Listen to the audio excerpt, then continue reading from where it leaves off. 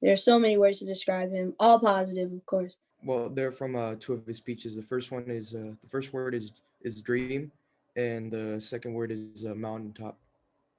Justice and freedom would be two really good ones. I have a dream, equality, activism, civil rights movement. Dreamer, of course, very goal oriented, determined, wise, educated. Those are all the words that I can think at the top of my head.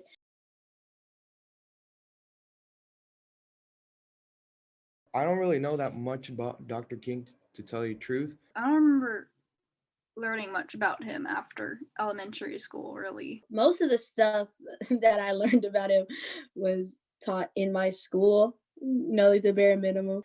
But I know that he was like a big leader in the civil rights movement, and if I do recall correctly, he was also a pastor.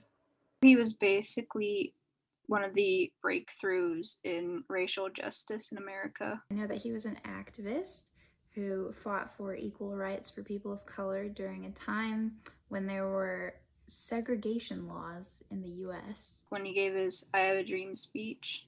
Some of the stuff I learned about him recently was about his letter he wrote from jail. I personally did not know that he had went to jail at all. So that was a really cool thing to find out, that he was still writing about peace and his people even when he was in jail.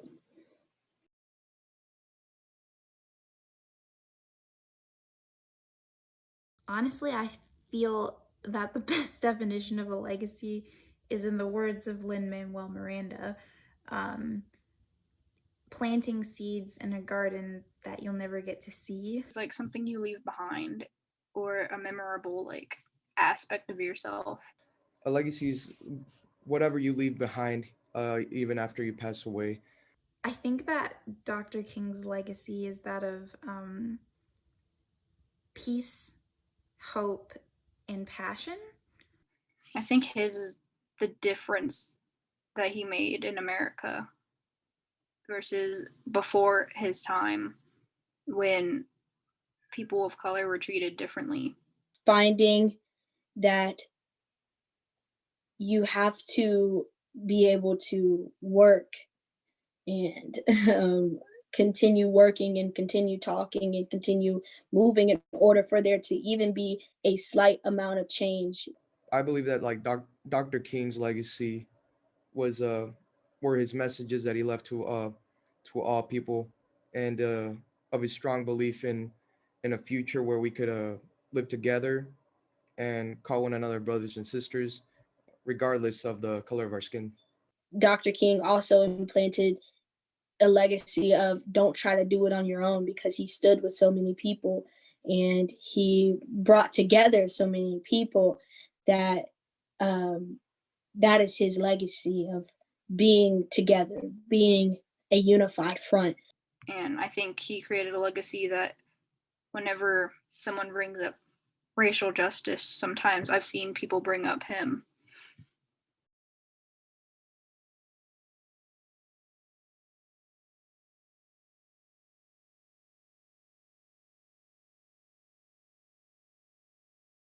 It means race shouldn't be a determining factor in how you judge someone. Hopefully one day people will start seeing other people as just that, people. Well, I definitely think it means that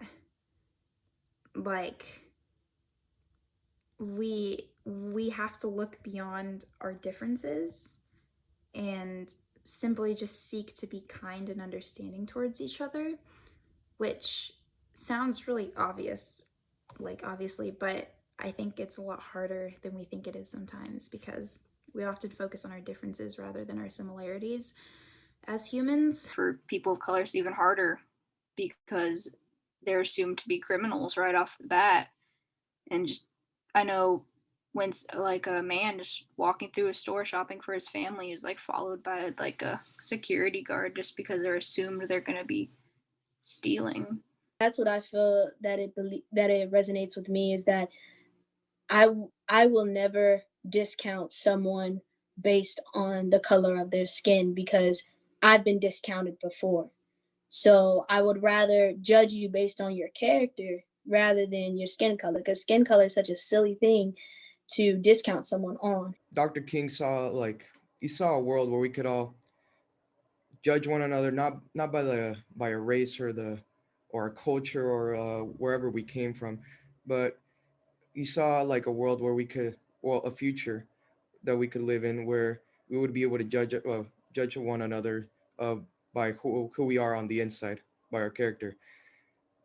And you know how I see it, we were all made the same and we're all equal, but what actually makes us all different is what makes each one of us different is like our character and who we are on the inside, our personalities.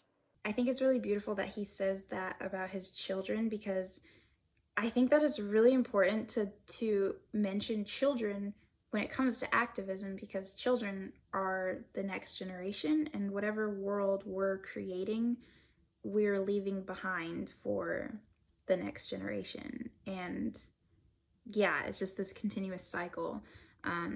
But I think it's a beautiful line, because children are so innocent. And then as we grow up, we start to become aware of our differences, and all these things in society and whatever, it starts to come into our minds. And I think that that also really hints at the fact that it's really important to not only raise non-racist children, but raise anti-racist children, which is a whole nother subject, but it also kind of reminds me of that. So yeah, I just think that line is really beautiful.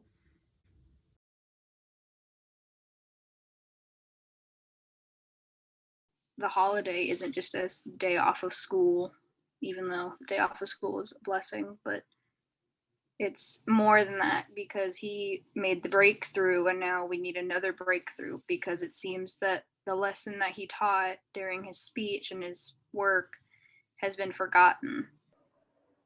Well, although we should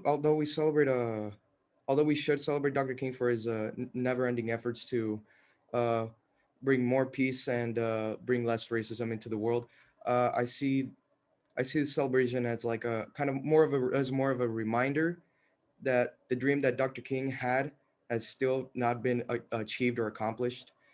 Uh, what he fought for back in the days that he was alive is still being fought for today, but it's that reminder of the dream that he had for this world that should keep us should give us still give us more hope, and should uh, motivate us to keep on trying, so that we can one day get to get to live in the dream that Dr. King had.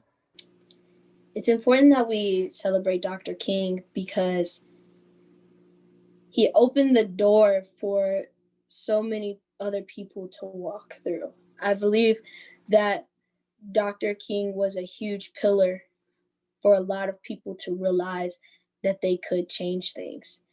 It's a different mindset of being, yeah, we need a change, rather than I'm going to be the change. And I feel that Dr. King really opened the doors for a lot of people to be like, yeah, this, we can do this. We can change things.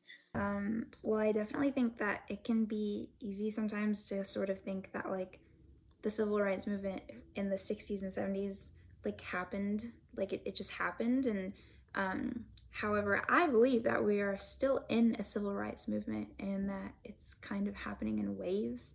And that the fight's really not over. It's not over.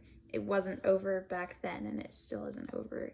And so I think that it's also important that we celebrate Dr. King, because he did promote peaceful protest, and I think that takes a lot of bravery sometimes um, to do that. And also, I think regardless, I think I cannot imagine what it would be like to live during that time.